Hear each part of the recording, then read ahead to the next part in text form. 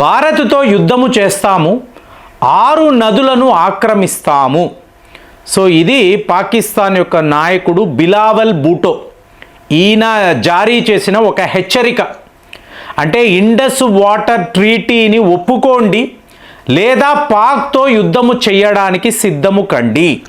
So ఇలాంటి ప్రకటనలు మామూలుగా పాకిస్తాన్ నాయకులు ఇలాంటి అడ్డదిడ్డమైన పిచ్చి పిచ్చి ప్రకటనలు చేయడము అనేది కామన్గా మనం వింటూనే ఉంటాం. సో ఇప్పుడు ఈ కాంటెక్స్ట్ ఏమిటి అంటే అమిత్ షా గారు గత 10 రోజుల నుంచి ఇస్తున్న ఒక హెచ్చరిక. ఆయన ఏమంటున్నారు, జమ్మూ అండ్ కాశ్మీర్లో ఒక అతిపెద్ద వాటర్ సిస్టమ్ను క్రియేట్ చేస్తాము. 113 కిలోమీటర్లు ఉండే ఒక కెనాల్ చీనబ్ రివర్ వద్ద. సో ఇప్పుడు చీనబ్ రివర్ అన్నప్పుడు ఏంటి, పాకిస్తాన్లోకి వెళ్ళే వెస్టర్న్ రివర్. ఈ వెస్టర్న్ రివర్స్లో చీనబ్ కూడా ఉంది కదా.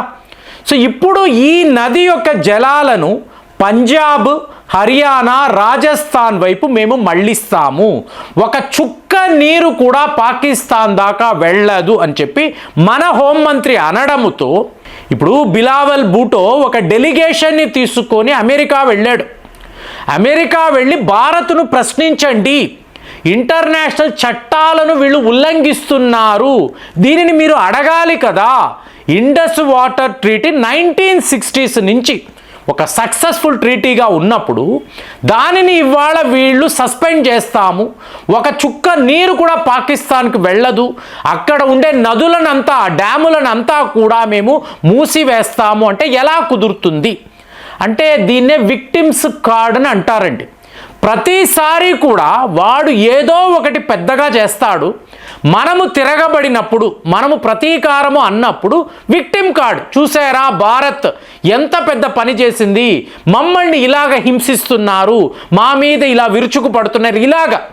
ఇది 1965 నుంచి వాడు ఆడుతున్న నాటకం అండి. అప్పుడు అలాగే వాడే మన మీదకి వచ్చాడు. సో లాల్ బహదూర్ శాస్త్రి గారు ప్రధానమంత్రిగా ఉన్నప్పుడు మన వైపు నుంచి భీకరమైన దాడులు, ఓడిపోయాడు. కానీ మళ్ళీ అమెరికా, రష్యా వద్దకు వెళ్ళి మీకు ఇలాగ మొసలి కన్నీళ్ళు, చూసారా మమ్మల్ని ఎలా వాళ్ళు దారుణంగా ఇలా హింసిస్తున్నారు అంటే వెంటనే వీళ్ళు మీడియేషన్. తరువాత కార్గిల్ వార్ అనండి, మీకు ఇంకా ముంబై దాడులు కూడా. సో రీసెంట్గా పహల్గా. ఇప్పుడు ఈ దేశాలంతా కూడా ఎలా ఉంటారు అంటే వాడు ఏం చేశాడు అనేది పట్టించుకోరండి. భారత్ ఏం చేస్తుంది, మనల్నే అగ్రెసర్గా చూస్తారు. మనము ఏం చేసినా కూడా అయ్యో ఆగిపో వాడు పాపము, వాడికి ఏం తెలియదు, ఇదే మాట్లాడుతూ ఉంటారు. అడిగితే తీవ్రవాదులు కదా చేశారు, పాకిస్తాన్ కాదు కదా, ఇలాంటి ఒక వెర్షన్, పిచ్చి వెర్షన్. సో ఇవాళ మనము అన్నాం, చాలురా బాబు మీ నాటకాలు, మీ డ్రామాలంతా ఆపండి, మేము ఏం చెయ్యాలి అనుకుంటున్నామో అదే చేస్తాము. ఇవాళ ఇంటర్నేషనల్ చట్టాలు అన్నప్పుడు ఏంటి, వరల్డ్ బ్యాంక్ మన మహానాయకులు ఎలా ఆలోచించారు అంటే తెల్లవాడు అనేవాడు మీడియేషన్ చేస్తే వాడు చాలా ఫెయిర్గా ఉంటాడు, వాడి జడ్జిమెంట్ అద్భుతంగా ఉంటుందని పనిగట్టుకొని వరల్డ్ బ్యాంకుని వీళ్ళు మీడియేటర్గా పెట్టుకున్నారు. వాడు వచ్చి రెచ్చిపోయి ప్రతి ఒక్క విషయంలో పాకిస్తాన్ విక్టిమ్, భారత్ వాళ్ళని హింసిస్తున్నారు. ఈ పాయింట్ ఆఫ్ వ్యూ నుంచే చూస్తాడు. మనము ఆపరేషన్ సింధూర్ చేసాము అంటే పహల్గామ్ దాడుల వల్లే కదా, లేకపోతే మనకు పని పాట లేదా? సో ఇదంతా వాళ్ళు ఆలోచించారు. దాంతో మనం ఏమన్నాం, వరల్డ్ బ్యాంక్ నువ్వు ఈ విషయాల్లో కలగజేసుకోకు, ముందు మూటాముళ్ళు సర్దుకొని మీరు వెళ్ళిపోండి, మీరు ఎవరూ కూడా భారత్లో ఉండాల్సిన అవసరం లేదు. ఇది ఒక బైలాటరల్ అగ్రిమెంట్, భారత్ పాకిస్తాన్ మధ్య జరిగిన అగ్రిమెంట్. వాళ్ళు చేస్తున్న ఈ తీవ్రవాద కార్యకలాపాలు ఇక మేము సహించలేము, కాబట్టి వాళ్ళను ఎలా శిక్షించాలో మా పద్ధతిలో మేము శిక్షిస్తున్నాము, మీరు వెళ్ళిపోండి. సో ఇప్పుడు పాకిస్తాన్ వాడు అమెరికా వెళ్ళినప్పుడు నేను ఒక మంత్రిని, బిలావల్ భూటోని, పాకిస్తాన్ యొక్క ఒక గొప్ప నాయకుడిని, నేను చెప్తున్నాను వినండి అంటే అమెరికా వాడు ఏంటంటే, అమెరికా వాడు ఏం చేస్తాడు, ఒరే నాయనా నువ్వు మంత్రి అవ్వు, రాజు అవ్వు, ఎవడైనా కానీ మాకు మీ ఆర్మీతో, మీ తీవ్రవాదులతోనే పని, కాబట్టి మేము అసీం మునీర్తో మాట్లాడుకుంటాం, నువ్వు ముందు బయలుదేరు. సో మీకు బిలావల్ భూటో అతని డెలిగేషన్ని అవమానించి అమెరికా వాళ్ళు పంపించారు. వాళ్ళ ఎజెండాలు క్లియర్గా ఉంటాయి. యుద్ధమే మాకు కావాలి, ఆ యుద్ధంలో మీకు పాకిస్తాన్ ఆర్మీ ఎలా ఇన్వాల్వ్ అవుతుంది, వాళ్ళ తీవ్రవాదులను ఎలా వాడుకోవాలి, ఇదే అమెరికా వాడి గత 30 ఏళ్ల అజెండా. కాబట్టి వీళ్ళు మాట్లాడేదంతా వాడు వినడు. తరువాత యునైటెడ్ నేషన్స్కి వెళ్ళారు, మీకు ఇంటర్నేషనల్ కోర్ట్ ఆఫ్ జస్టిస్ వద్దకు వెళ్ళారు, మీకు భారత్కు ఏకంగా 4 ఉత్తరాలు రాశారు, మీరు చేస్తున్నది తప్పు, మీరు మీ ఆలోచనలు మార్చుకోండి, ఇలాంటి సస్పెన్షన్ అని దాన్ని మేము ఒప్పుకోము, ఇన్ని మాట్లాడాడు. సో మనమైతే ఒక్క అడుగు కూడా వెనక్కి వెయ్యలేదు.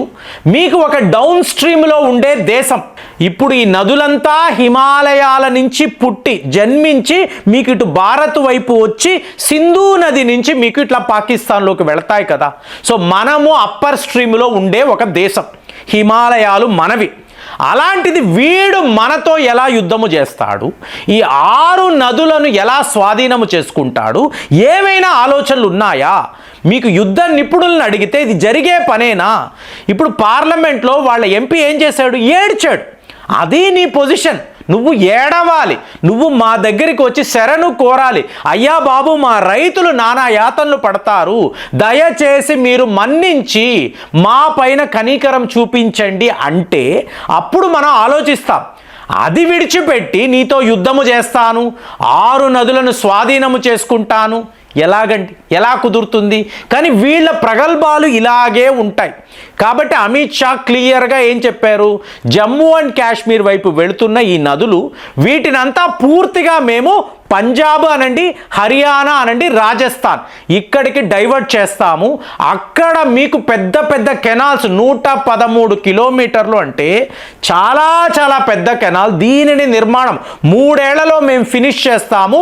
అటు పాకిస్తాన్కి వెళ్ళే నదులు అంతా కూడా, మీకు ఆ నీరు అంతా కూడా మన డ్యాముల నుంచి నేరుగా భారత్ వైపే వస్తాయి. ఒక చుక్క నీరు కూడా పాకిస్తాన్కి వెళ్ళదు. ఇదైతే మేము గట్టిగా నమ్ముతున్నాము, ఇదే మేము చెయ్యబోతున్నాము, మా కఠిన నిర్ణయము, ఒక కఠిన శిక్ష అనేది ఇదే అని చెప్పి ఈయన క్లియర్గా చెప్పేశారు. సో ఇప్పుడు చేసేది లేక, ఇక్కడ చెప్తున్నా కదా, సివిలియన్ గవర్నమెంట్ వేరు, మిలిటరీ గవర్నమెంట్ వేరు. సో సివిలియన్ గవర్నమెంట్ ఇమీడియట్గా ఏం చేసింది? వాళ్ళ ఎయిర్ స్పేసును, అంటే ఇండియన్ రిజిస్టర్డ్ విమానాలు, సో అవి ఏవి కూడా పాకిస్తాన్ ఎయిర్ స్పేస్లోకి రాకూడదు అన్నారు. సో ఇమీడియట్గా మనం ఏం చేసాం? జూలై 24 వరకు కూడా పాకిస్తాన్ తరఫు నుంచి యుద్ధ విమానాలే కావచ్చు, సివిలియన్ ఎయిర్ క్రాఫ్ట్స్ కావచ్చు, మా భారత్ ఎయిర్ స్పేస్లోకి రాకూడదు అని చెప్పి ఒక నోటాం అనేది మనము కూడా, ఎంతసేపు అండి చెప్పండి, మనము తలుచుకుంటే, పోయిన వీడియోలో మాట్లాడాము, మనకు ఆ కిరాణా హిల్స్ మీద దాడులు చేస్తే 5 నిమిషాలలో ఆ ప్రాంతం అంతా కూడా ధ్వంసం అయిపోతుంది, అగ్నిఫై లాంటి అస్త్రాన్ని మనం వాడగలము అని చెప్పి పోయిన వీడియోలో మాట్లాడాము. ఇదంతా తెలుసుకోకుండా ఏది పడితే అది మాట్లాడడము, అసలు నీ పవర్ ఎంత, నీ వద్ద ఉండే అస్త్రాలు ఎంత, నీ వెపన్స్, చైనా సపోర్ట్ ఏంటి, ఇవంతా గమనించుకొని మీరు మాట్లాడాలి. కానీ బిలావల్ భూటో స్థాయి ఒక నాయకుడు కూడా, అంటే ఇతనికి సింధు ప్రావిన్స్ ముఖ్యమండి.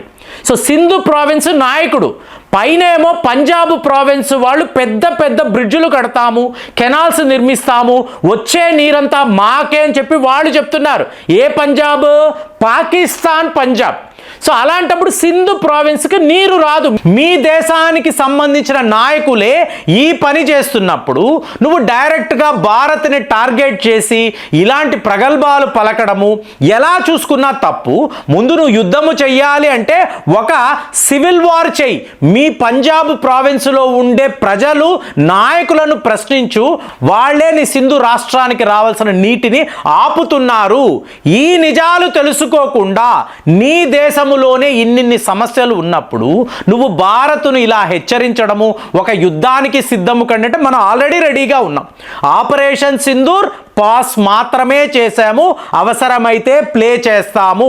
మళ్ళీ మన సుఖాయ్ విమానాలు, రఫేల్ విమానాలు, బ్రహ్మోస్లు అంతా కూడా రెడీగానే ఉన్నాయి పాకిస్తాన్పై దాడులు చేయడానికి.